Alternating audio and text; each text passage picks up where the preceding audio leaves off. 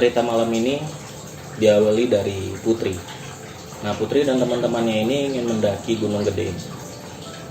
Lalu berangkatlah dia dari mendaki Gunung Gede via Gunung Putri.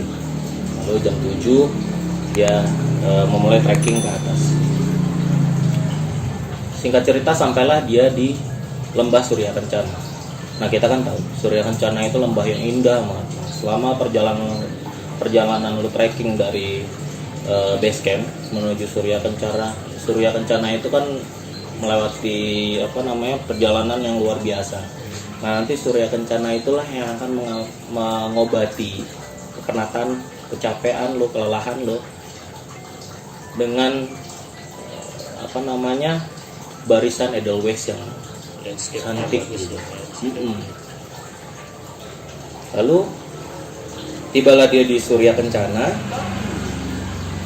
Selain bentuk Surya Kencana yang indah, di situ juga banyak cerita-cerita mistis di Surya Kencana.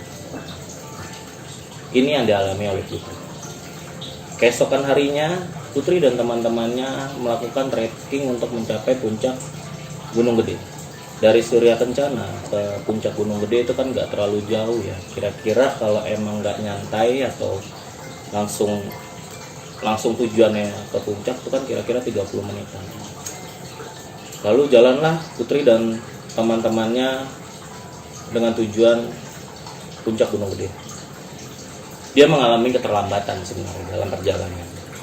Ya udah nggak apa-apa. Itu nggak ngurungin niat mereka untuk jalan ke puncak Gunung Gede. Lalu waktu menunjukkan jam 13.30, setengah 2.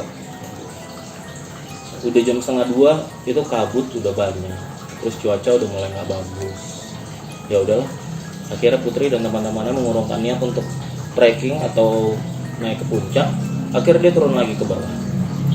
Saat perjalanan dia turun ke bawah, Putri dan teman-temannya ketemu sama 3 orang pendaki yang lagi ngegopoh, namanya Vina. Nah, Vina ini seorang perempuan yang dia lemes badannya, dibantu oleh 3 pendaki.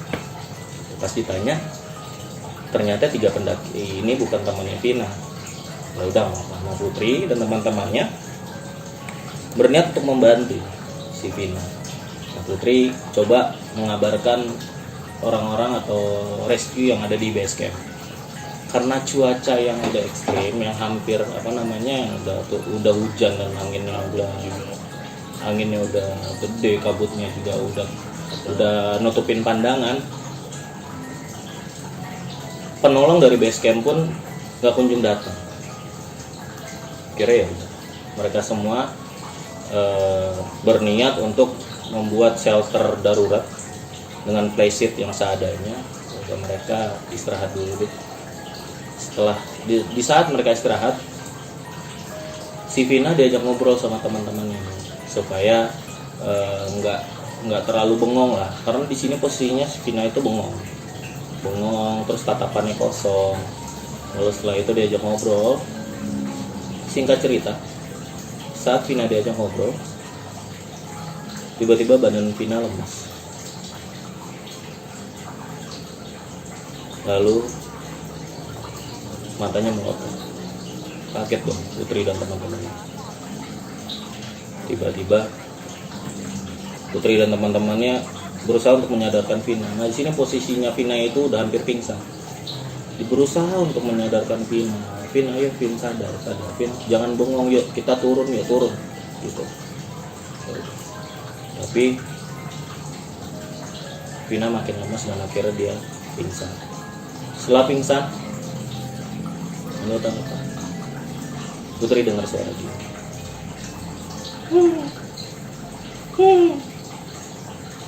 Tiba-tiba suara si Vina. Iya, tiba-tiba Vina mengeluarkan suara kayak gitu.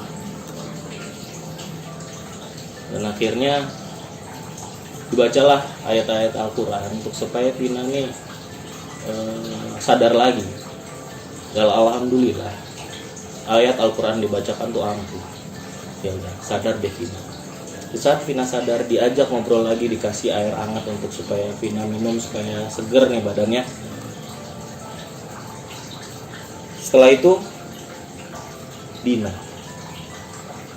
salah satu teman pendaki juga, tiba-tiba matanya melotot. Tanpa ada apapun matanya melotot. Tubuhnya tegang. Hal yang serupa kejadiannya sama si Iya. Vina tadi ya. Betul, tapi Vinanya udah lumayan sadar lah. Nah sekarang mulai Dina nih. Dina mulai melotot, tangannya tegang, badannya kaku. Akhirnya ada satu orang yang paham untuk hal seperti ini, disadarkan lagi si Dina. Alhamdulillah, akhirnya Dina sadar. Dan akhirnya Vina dan Putri pun ngomong ke Dina, Din, ayo lu jangan kena, kita pulang, kita balik turun ke bawah yuk. Dia bilang gitu. Dan cuaca pun udah mulai ini kan, udah mulai reda, udah mulai enak lah cuacanya. Bilang gitu sama Dina, Dina ya kita pulang, cuacanya udah reda nih, hujan udah reda, yuk kita pulang yuk. Udah akhirnya Dina, Vina, Putri dan pendaki lainnya berniat untuk turun ke bawah. Karena situasi seperti ini, pendakian turun ke bawah itu dibentuk dua tim. Tim pertama para pendaki yang menjaga Vina, karena Vina badannya udah drop banget, dan sama Dina juga. Lalu regu kedua itu Putri dan teman-temannya. Udah turun deh si Vina, Dina dan teman-teman pendaki turun ke bawah.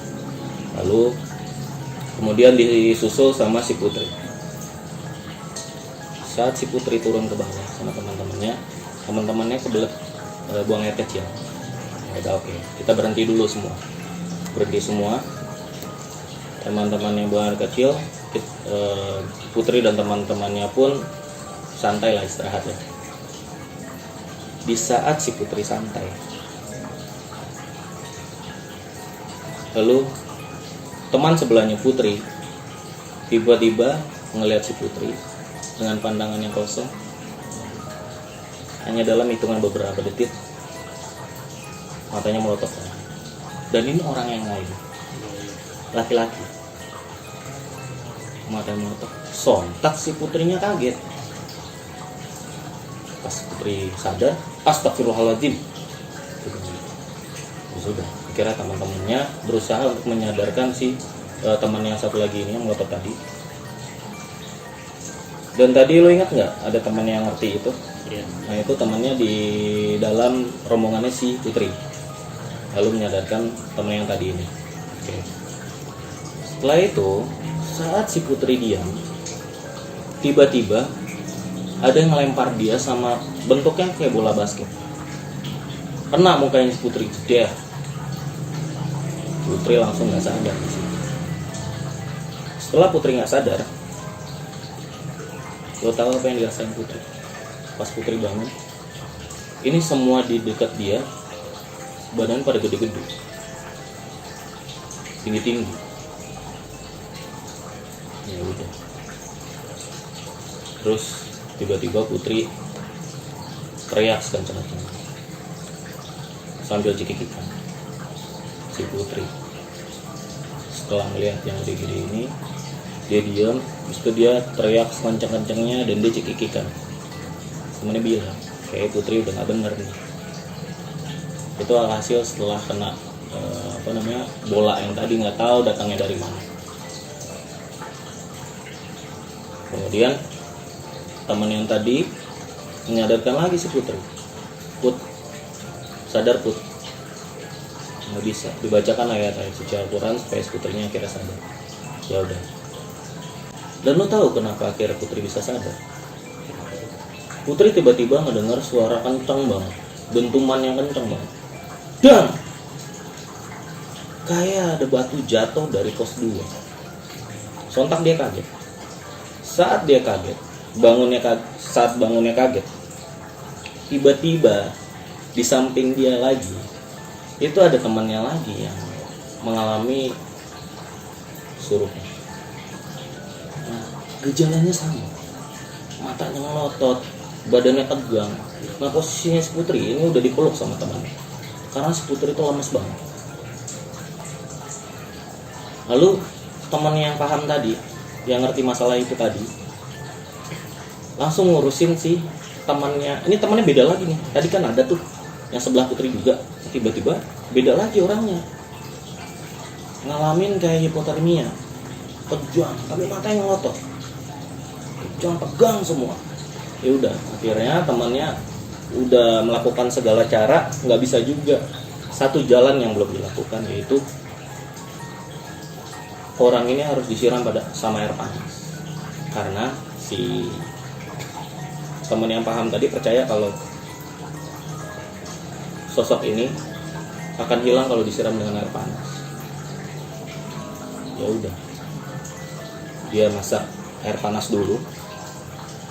Si teman yang paham ini, yang ngerti untuk hal seperti ini, dipegangin itu yang hipotermia, dan teman yang satu lagi disuruh untuk masak air panas pakai nasty. Ya udah, setelah air panas matang, sambil dibaca-baca, disiramlah ke temannya yang tadi hipotermia. Sadar akhirnya. Tapi harusnya kalau disiram air panas melepuh dong. Iya. Nggak ada apa-apa. Kayak disiram air aja udah. Nggak ada melepuh. Nggak ada, merah pun nggak kena air panas ya. Kalau kita kena air panas kan merah ya kan. Iya. Iya. Nggak ada dong. Dan itu langsung sembuh juga. Langsung sembuh. Dan akhirnya mereka turun ke bawah. Nah bagi para pendaki Gunung Gede pasti tahu tentang cerita ini dan pasti pernah mengalami hal seperti ini. Dan Surya Kencana merupakan tempat yang lumayan mistis, lumayan horor lah. Dan semua orang pun tahu di balik keindahannya, di balik cantiknya bunga edelweiss. Dan rombongan pun akhirnya melanjutkan perjalanan ke base camp. Alhamdulillah setelah itu nggak ada gangguan apa-apa. Itu sih. Jadi emang kalau kita melakukan perjalanan emang harus punya kali ya teman yang ngerti hal seperti ini, karena hampir semua gunung kayak punya cerita mistis. Nah, Apalagi Gunung Gede. Tapi Surya Kencana ini kalau gue nggak salah itu kan posisinya deket banget sama puncak Gunung Gede tuh. Harusnya sedikit lagi deh sana. iya. Tapi mungkin karena ketutupan kabut, cuaca. iya karena cuaca, ketutupan kabut, terus hujan yang lumayan gede, mereka nggak sampai. Mungkin karena dikasih tahu ada pendaki yang mengalami hal seperti ini. Dan info terakhir, ternyata setelah diselidiki, Vina ditinggal sama teman-temannya kan. Vina sendirian waktu itu. Dia ditinggal sama teman-temannya turun, dan untungnya Vina ketemu sama 3 pendaki yang ngebantu dia. Dan saat ditemukan, kondisi Vina tuh udah capek, udah lemes. Gue gak habis pikir sama teman-teman. Hebat sih, ninggalin cewek di puncak Gunung Gede. Untungnya ada pendaki lain yang nemuin si Vina ya. Iya. Kalau enggak ya. Dan itu sulit banget loh. Rescue yang di bawah tuh nggak bisa naik karena ketutupan kabut. Jadi mau nggak mau diatasin dengan cara mereka. Ya harus ada yang paham dong.